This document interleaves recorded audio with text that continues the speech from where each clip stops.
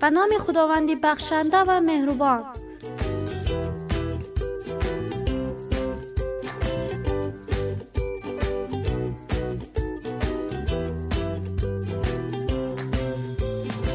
سلام علیکم دوستانی عزیزم. فرزانه هستم، مجری و کارشناس برنامه پرواز اندیشه.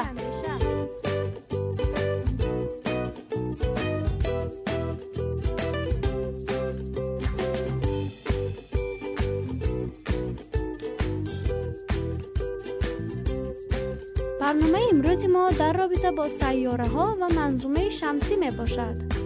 نکته ها و دانستنی های را خواهم گفت که امیدوارم برایتان جذاب باشد.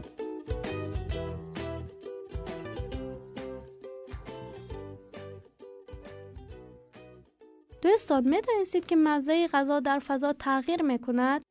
زیرا نبودن جاذبه زمین روی گیرنده‌های چشایی زبان تأثیر می‌گذارد.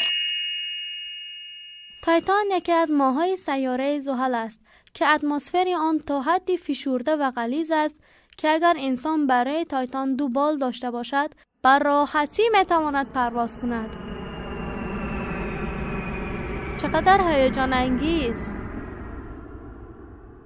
مطالعات ستاره شناسان نشان می‌دهد که شرایط جوی و اقلیمی در سیاره‌های مشتری و زحل به گونه‌ای است که باران الماس در این 2 سیاره می‌بارد و ممکن است در آنها اقیانوس‌هایی از الماس گداخته وجود داشته باشد. زهره دومین سیاره منظومه شمسی از نظر نزدیکی به آفتاب است و درجه حرارت آن به حدی است که امکان زندگی برای آن اصلاً وجود ندارد. فشار اتمسفر آن آنقدر زیاد است که اگر کسی برای آن قدم زند، همانند این است که در عمق 900 متری یک اقیانوس قدم زده است. دوستان می‌دانید فضا همیشه سرد نیست و در واقع می‌تواند خیلی هم گرم باشد. در تاریک‌ترین بخش فضا دما می‌تواند به حدود -234 درجه سانتیگراد رسد. اما اگر در برابر نور آفتاب در نزدیکی کره زمین باشد، دمای فضا بسیار گرم و در حدود 121 درجه سانتیگراد خواهد بود. لباس فضانوردان به رنگ سفید است تا گرمایی را که بر بالای کره زمین با آن مواجه می شوند بازتاب دهد. در فضا بدون لباس محافظ پس از تنها چند ثانیه انسان دچار خفگی خواهد شد، چون هیچ فشاری در فضا وجود ندارد. هوای موجود در شش‌ها منبسط می شود و به سرعت از میان بافت بدن از دست می رود. در این شرایط تنها 15 ثانیه کافی است تا بدن تمام اکسیژن موجود در خون را مصرف کند.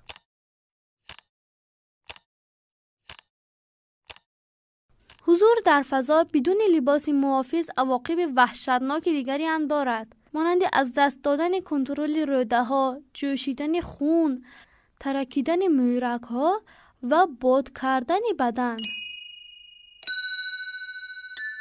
دوستانی عزیزم، می‌دانستید جو سیاره زهره بسیار وحشتناک است؟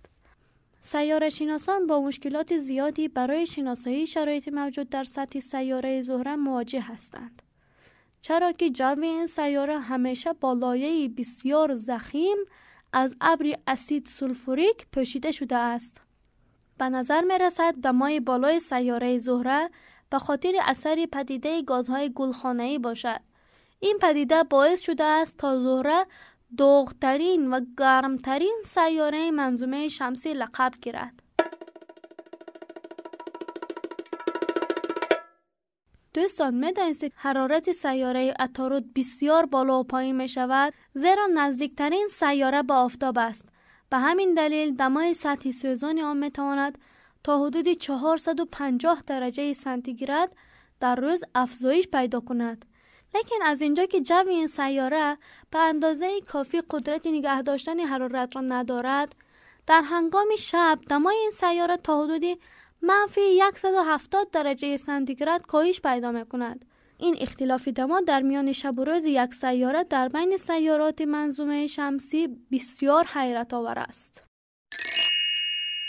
دوستان، یک مطلب جالب دیگر که خواستم به شما هم بگویم این است که در سیاره نپتون تندبادهایی وجود دارد که با سرعت 1500 میل در ساعت حرکت می‌کنند.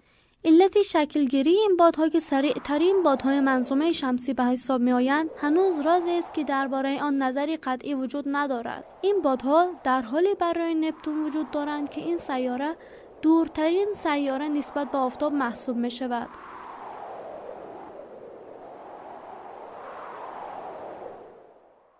امروز چیزهای عجیب و جالبی شنیدید.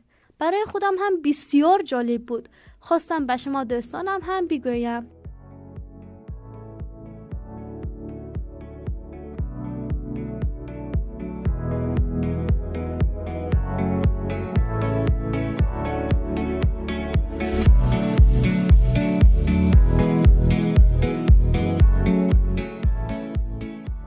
تا برنامه بعد، خدا یار و نگهدارتان باشد.